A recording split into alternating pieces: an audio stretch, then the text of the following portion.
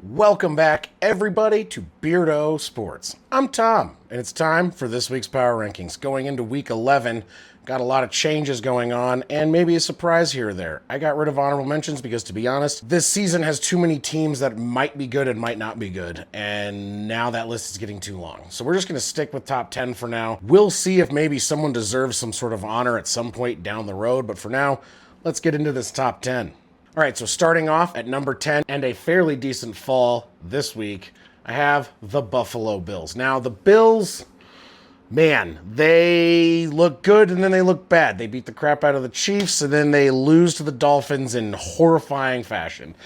Are they good? It's the answer that no one can answer for any of these teams this season. Who is actually good? Who is actually bad? We think we know, but do we? And the Bills are atop of that list. We'll see if they can pull themselves back together and, I don't know, maybe start winning some more games. They're 2 games back from the Patriots, and they're looking a little rough around the edges. We'll see what happens moving forward, but right now, sitting at number 10.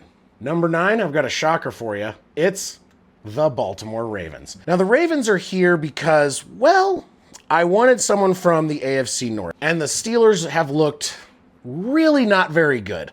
The fact that they looked like a team that couldn't do anything on Sunday Night Football didn't really give me much faith to put them into this top 10. The Ravens have now won 3 games in a row. They're starting to look like they could actually take the AFC North, which would be huge. I think they have more potential than the Steelers, so I'm going to go ahead and throw the fact that they have more potential. They are kind of getting hot right now, and they have their quarterback back. I think they have a legitimate chance to turn this season around, and I have them at number 9. Number 8, not really moving anywhere, still first in their division, the Tampa Bay Buccaneers. Now, did they lose this week? Absolutely they did. They have had a lot of injuries. They are dealing with those. And, they played a really good team who was number 1 last week in the New England Patriots, and they came pretty close, even with all the injuries they've sustained. They don't have their top running back. They don't have their top 2 wide receivers. Their O-line is still banged up. They had more injuries in this game again. And the fact that they're still number 1, they've been keeping games close, shows the tenacity of a team that could probably still win their division. We'll see if they can course correct and get a little bit better, and hopefully some of their players start coming back and see them get better throughout the rest of this season. But right now, I got them sitting at number 8.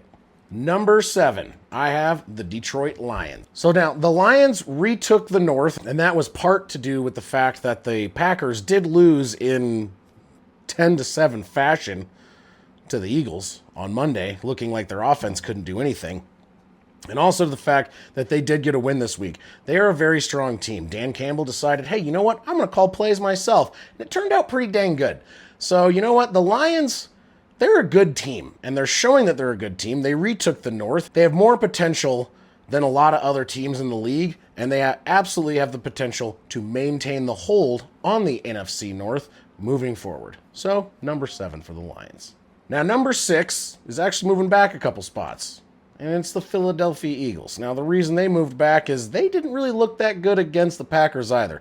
Now, the Packers have a good defense. The Eagles have a good defense. However, there were some seriously questionable plays by Nick Sirianni in this game, including going for it on 4th down with the game almost over and launching it down the field. I don't know what some of the plays they're calling are. It's fine, but at the same time, if that doesn't work out and that loses you the game, it's a little suspect. Their team made some trades at the deadline, and they look like they're only going to get better, but that game was abysmal on Monday night. And to be honest, I wasn't that impressed. Their defensive additions did show up, and the fact that they look like they're going to get better means they're probably going to jump right back up this list, but that game was bad, and honestly, I didn't want to move anyone up from that game. Now, next up on this list, breaking into the top 5, I have the LA Rams. Now, the Rams were playing a very depleted San Francisco 49ers, but they handled business the way that they needed to. The biggest thing with the Rams is that they've won 4 games in a row. They're looking very good. Their offense looks unbelievably dangerous, and the defense is looking strong as well. They have the potential to win the NFC West. They are in second right now, but it's close. And the fact that they are just getting stronger and stronger as the season goes on gives me some faith that maybe that's possible for the Rams. So at number 5, I got the Rams. Taking a slight stumble this week, the Denver Broncos. Now, the Broncos, they are 8-2. They've won 7 games in a row, and that's great. However, They played the Vegas Raiders, who, yes, it's a divisional opponent, but my God, the game was awful. The offense looked like it couldn't get anything done. The only thing that stood out was the fact that the defense played well, but they're playing against the Raiders. I need to see proof that they're going to be this good, and it's going to come real quick playing the Chiefs this weekend, so fingers crossed for Broncos fans that it's going to go well, because otherwise they're going to look like giant frauds. So they took a little bit of a tumble this week down to number 4. Let's see if they can get it together and play some real football against the Chiefs this Sunday. Jumping up a good portion, I have the Seattle Seahawks. They are first in the NFC West. They have won 4 games in a row. They've been playing unbelievably. Sam Darnold looks like, I don't know, the best quarterback in the league right now and has jumped into the MVP conversation. Not something I thought I would hear, mainly because I was concerned about him being able to play that well without all the weapons he had in Minnesota and with possibly a worse offensive line. However, that team has come together very well. Darnold is playing amazingly, and overall, the Seahawks, including their defense, are basically kicking butt. So, at number 3, Seattle Seahawks. Jumping way back up, I've got the Indianapolis Colts. They had a loss, I took them down a bit, and I wasn't so sure about it. However, after seeing Jonathan Taylor put up 244 yards and 3 touchdowns, while it did take overtime, it was a game out of the country. So was it really a home game? Also, traveling that far takes it out of you. But they put up a ton of points. Jonathan Taylor is just bonkers. And even though Daniel Jones is getting hit in the face and bleeding through the mouth throughout the game, he's still doing fairly well, and they just need to lean on Jonathan Taylor, and they can pretty much do anything. I think they have a good defense. I think they have a pretty well-rounded team. And the fact that they are one of the top teams in the NFL and they just got Sauce Gardner, I think they could continue on this trajectory and still be one of the top teams in the NFL as the season comes to a close. And at number 1, remaining at number 1, the Evil Empire, the New England Patriots. They look really good. Drake May looks really good. Their defense looks good. Mike Vrabel is coaching the hell out of this team. They're back. I don't see them really maybe falling off very much because simply they're just playing really good football.